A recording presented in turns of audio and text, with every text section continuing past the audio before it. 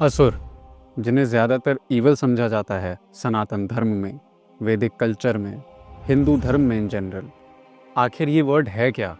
इसके पीछे का राज क्या है?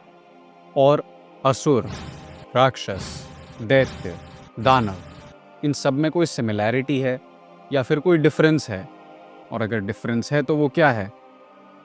ये सारे टर्म्स और इनके बीच के डिफरेंसेस हम इस वीडियो में समझने की कोशिश करेंगे और सच्चाई जानेंगे कि आखिर असुर शब्द है क्या, कौन होते हैं असुर।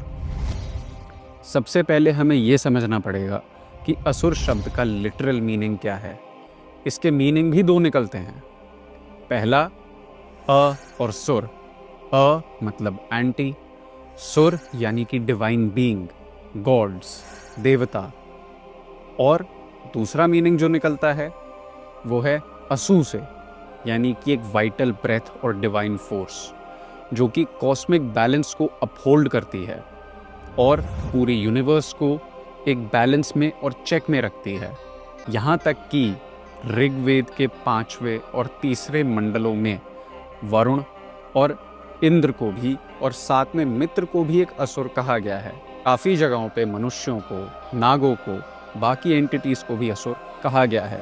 पहला मीनिंग है कि असुर ऐसा कोई क्रीचर या ऐसी कोई एंटिटी जो देवता नहीं है। दूसरा, एक नेसेसरी या डिवाइन और साथ में एक पावरफुल एंटिटी जो बहुत ज़्यादा अपना एक बोलबाला जमा करके रखती है इस पूरे यूनिवर्स में और पूरे यूनिवर्स को बैलेंस में रखती है। अगर हम असुर शब्द को समझने की कोशिश करें, जैसा कि हम हिंदू धर्म में सुनते आ रहे हैं, अधिकतर विलेन असुर थे। डीमन से उनको कंपेयर किया जाता है, शैतान से उनको कंपेयर किया जाता है। लेकिन आखिर सच्चाई क्या है? इसके लिए हमें सबसे पहले जाना पड़ेगा महर्षि कश्यप पे। जैसे कि क्रिश्चियनिटी में एडम और ईव को माना गया है कि उनसे ह्यूमन सिविलाइजेशन और सारे लिविंग क्रीचर्स वहीं से स्टार्ट हुए, ठीक उसी तरीके से हमारे सनातन धर्म में महर्षि कश्यप को माना गया है और उनकी अलग अलग पत्नियां थीं जिनसे उनकी खूब सारी संतानें हुई। अदिति से जन्म हुआ था 12 आदित्यों का, यानी कि देवताओं का। दिति से जन्म हुआ था दैत्यों का। धनु से जन्म हुआ था दानवों का। कद्रू से जन्म हुआ था नागों का। और खसा, उनसे जन्म हुआ था राक्षसों का। फिर विनता से जन्म हुआ था अरुण और गरुड़ का। तो ये जो असुरों का कुल था, क्योंकि असुर एक टर्म थी जिसमें कि दैत्य, दानव, राक्षस इकट्ठे आते थे। असुर एक अम्ब्रेला कैटेगरी भी समझी जा सकती है। ठीक वैसे ही जैसे 5 उंगलियां बराबर नहीं होती, इन सारी संतानों के अपने अलग टेम्परामेंट्स भी थे। जैसे कि दिति, जिनसे जन्म हुआ था दैत्यों का। सबसे फेमस 2 दैत्य रहे हैं, हिरण्याक्ष और हिरण्यकश्यपु। हिरण्याक्ष को विष्णु ने मारा था वराह अवतार लेकर के, और हिरण्यकश्यपु को नरसिंह अवतार में मारा था। हिरण्यकश्यपु से आगे जो लीनिएज बढ़ी थी वो थे प्रहलाद, हृदा, समृदा, अनुराग और राजा बलि, जो कि आगे जाकर के महादानी भी बने थे। यहाँ तक कि बाणासुर और काफ़ी सारे असुर भी इसी लीनिएज से बिलोंग करते थे। लेकिन जब हम बात करते हैं बाकी संतानों की, जैसे कि दनु, जिनसे दानवों का जन्म हुआ था, तो सबसे फेमस हैं विप्रचिति, जो कि राहु के फादर भी हैं। और आगे यहाँ पे मिलते हैं कालनेमी, नमूची, अतापी, वतापी, पुलोमन, शिन, अरिष्ट और संबरा। 2 सबसे फेमस राक्षस रहे थे, हेती और प्रहेती, जिनकी आगे जाकर के लीनिएज बढ़ी। दानवों का जैसे ही कुल बढ़ रहा था तो सीधा ही 100 दानवों का जन्म हुआ था और वहाँ से उनका कुल आगे बढ़ता गया। रामायण के समय पे भी ये कुल जब आगे बढ़ा तो राजा माली, सुमाली, जो कि समुद्र मंथन के समय राक्षसों के साथ थे और उनके राजा भी थे, और ये राक्षस राज दशानन रावण के परनाना भी लगते थे, तो उनकी पुत्री केकशी भी हुई थी।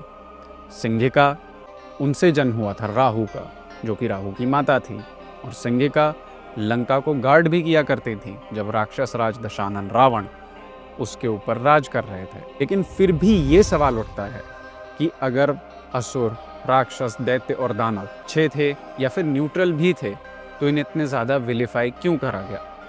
दरअसल वैदिक धर्म में असुर शब्द बहुत ज़्यादा अलग था, जैसे कि डिस्कस किया गया है। लेकिन आगे जाकर के जब पुराण लिखे गए तो बहुत ज़्यादा एक चेंज देखने को मिला। असुर का सीधा मतलब बनने लगा था एक ऐसे एंटिटीज़ या फिर ऐसे बीइंग्स जो कि सीधा ही विलन होते हैं। यहाँ पर एक और सवाल उठता है, अगर असुर इतने ही बुरे थे तो अधिकतर असुरों को जितने भी वरदान मिले थे भगवान शिव से ही मिले थे ज़्यादातर, या फिर ब्रह्मदेव से मिले थे, किसी देवी की तपस्या से मिले थे। तो अगर ये इतने ही बुरे थे और अपने वरदानों के साथ कुकर्म किया करते थे तो आखिर परब्रह्म इनको वरदान क्यों देते थे? असुर एक रॉ एनर्जी है, एक ऐसी फोर्स है जो कि कॉस्मिक बैलेंस को चेक में रखती है। इसका सीधा मतलब ये है, देवता जो कि रिप्रेजेंट करते हैं अपलिफ्टमेंट, हायर अथॉरिटी, ग्रोथ, वहाँ पे ग्रेविटी की भी ज़रूरत होती है ताकि इंसान अपना खुद का पोटेंशियल समझ पाए, अपने एक्शंस और कॉन्सिक्वेंसेस को जान पाए कि वो क्या कर रहा है, और उसकी खुद की पर्सनल और इंडिविजुअल लिमिटेशंस और साथ में उसका पोटेंशियल क्या हो सकता है। यहाँ पे असुर आते हैं। जब बात होती है 12 आदित्यों की तो उनके पास ऑलरेडी एक फेवरेबिलिटी थी, चाहे वो नक्षत्र हो, 8 वासुदेव हो, या फिर कॉस्मिक यूनिवर्स में जितनी भी फोर्सेस और एनर्जीज हों, जितने भी तत्व थे वो उनके अधीन थे। जन्म से ही उनको फेवरेबिलिटी मिली। इसी कारण से असुरों को जो भी मिला वो मेहनत से मिला, लगन से मिला और ऐसी सच्ची निष्ठा और संकल्प से मिला जो बाकी किसी और फोर्स और एंटिटी के पास नहीं थी। जैसे कि हिरण्याक्ष और हिरण्यकश्यपु ने जब तपस्या करी थी तो इनको जब वरदान भी मिले थे तो इनके जैसी तपस्या भी और कोई देवता नहीं कर पाता था। यहाँ तक कि हिरण्यकश्यपु की जब हम बात करते हैं, उसने ब्रह्मदेव को जब प्रसन्न किया था तो एक पैर पे खड़े होकर तपस्या करी थी, तब जाकर के उसे वरदान मिले थे।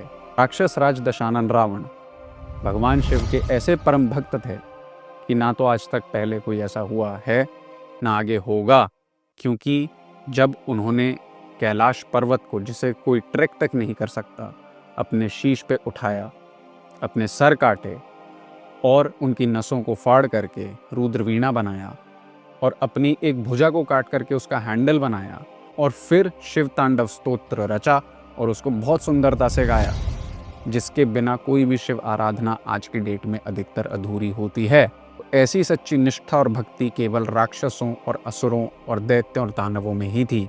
सेल्फलेस डिवोशन, अपने आप को साइड रख देना, अपने एम और गोल की तरफ आगे बढ़ते रहना, अपने पोटेंशियल को पहचानना, ये जानना कि शायद हमारे अंदर ही प्रभु है जो कि इन सारे प्रश्नों का उत्तर चाहता है।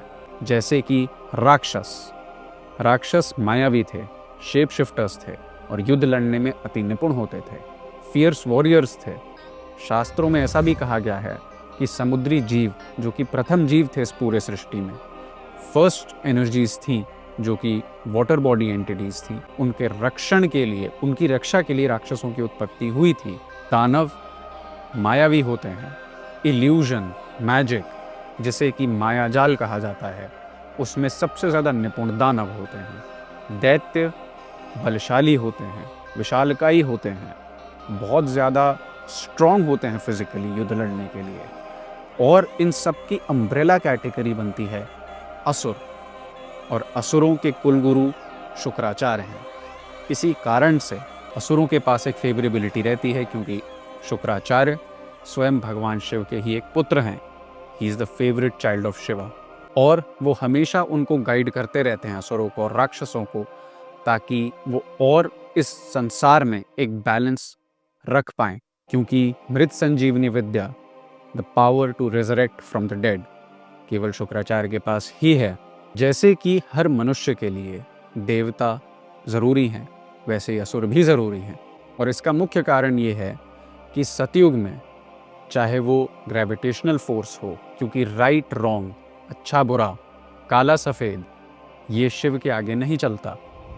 2 तरीके की फोर्सेस होती हैं, एक जो अपलिफ्ट करती है, दूसरी जो ग्रेविटी को बढ़ा करके हमें डाउन टू अर्थ बनाती है और नीचे लाती है। इस वजह से दोनों फोर्सेस का रहना बहुत ज़्यादा ज़रूरी हो जाता है, तभी हम मनुष्यों के अंदर इन दोनों फोर्सेस का समीकरण और उनका बैलेंस रखना भी उतना ही ज़रूरी है, क्योंकि सतयुग में जो ये दो फोर्सेस थी अलग अलग दुनियाओं में थी। त्रेता युग में ये एक ही दुनिया में आ गए जब रामायण हुई।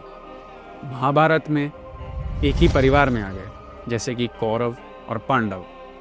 और कलयुग में ये दोनों फोर्सेस हमारे अंदर भी रहती हैं और परफेक्टली रिप्रेजेंट करती हैं हमारे सनातन धर्म को, कि कोई भी चीज़ बिल्कुल भी अच्छी या बिल्कुल भी बुरी नहीं है। जैसे कि अंधकासुर, गजासुर, राक्षस राज दशानन रावण, हिरण्यकश्यपु और साथ के साथ ही राजा बलि महादानी थे। बर्बरीक, जिन्हें आज की डेट में पूजा जाता है खाटू श्याम जी के नाम पे, वो भी एक असुर ही थे। वो राक्षस थे, घटोत्कच के पुत्र थे और राक्षसों के कुल से ही बिलोंग किया करते थे।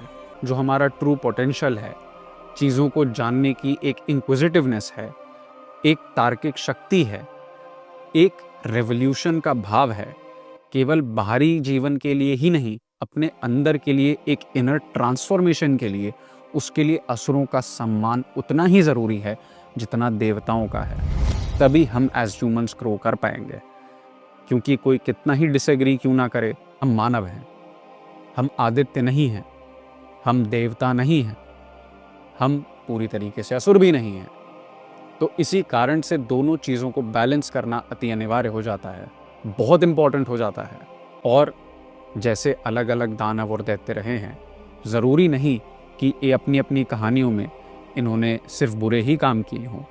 जब समुद्र मंथन चल रहा था तब देवताओं ने बहुत कन्वीनियंटली, यहाँ तक कि जब चर्निंग भी हो रही थी, जब वासुकी नाग से मेरू पर्वत को खींचा जा रहा था, तो जो नाग का मुख था वो असुरों की तरफ था और पूंछ देवताओं की तरफ। तो नाग थे, उनको खींचा जा रहा था, उनका जहर जैसे ही मुंह से निकला, उससे असुर ही सफ़र कर रहे थे। यहाँ तक कि समुद्र मंथन से जो ज़्यादातर अच्छी चीज़ें निकली थी, वो भी छल से या फिर अपने आधिपत्य से देवताओं ने रख ली, जबकि समुद्र मंथन में असुरों का भी उतना ही योगदान था जितना देवताओं का था। तो इस कारण से ये ज़रूरी नहीं कि असुरों ने ही बुरे काम किए हों। यहाँ तक कि कोई इंसान भी होता है, पूजा पाठ के लिए बैठता है, साधना के लिए बैठता है, तो उसे आसन छोड़ने से पहले जल ज़मीन पे डालना पड़ता है, फर्श पे रखना पड़ता है, क्योंकि असुर नहीं, देवता उसकी पूजा के भूखे हैं, उसकी साधना के फल के भूखे हैं।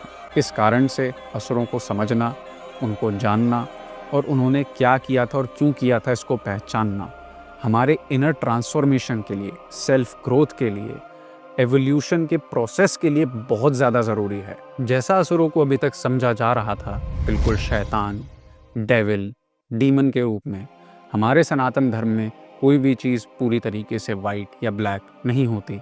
अच्छाई में भी बुराई होती है, बुराई में भी अच्छाई होती है। जैसे कि इंद्र हो गए, इंद्र, मित्र और वरुण, इन सब ने भी कई कथाओं के अनुसार और यहाँ तक कि वेदों में भी इनका जो अहंकार है रुद्र द्वारा, परब्रह्म सदाशिव द्वारा क्रश किया जा चुका है। इस वजह से हमारे इनर ट्रांसफॉर्मेशन के लिए इस भाव को एक्सेप्ट करना कि हाँ, हमें अपने अंदर के असुर का सम्मान करना चाहिए, तभी जाकर के हम उसे चैनलाइज कर पाएंगे। जैसे कि राजा बलि सबसे बड़े दानवीर थे, राक्षस राज दशानन रावण सबसे बड़े शिव भक्त माने गए हैं, सबसे बड़े तांत्रिक, सबसे बड़े ज्योतिष और शिव तांडव स्तोत्र रचने वाले। साथ में खाटू श्याम जी, बर्बरीक, जो स्वयं भी एक असुर थे। तो इसी कारण से इन भावों को मोल्ड करके हम अच्छी जगहों पे भी चैनलाइज कर सकते हैं। भक्ति भाव में, काम में फोकस करने के लिए, अपने आप पे फोकस करने के लिए, अपनी बुराइयों को पहचानने के लिए, आइडेंटिफाई करने के लिए, क्योंकि इग्नोरेंस से सिर्फ और सिर्फ बढ़ोतरी होगी और विस्फोट होगा।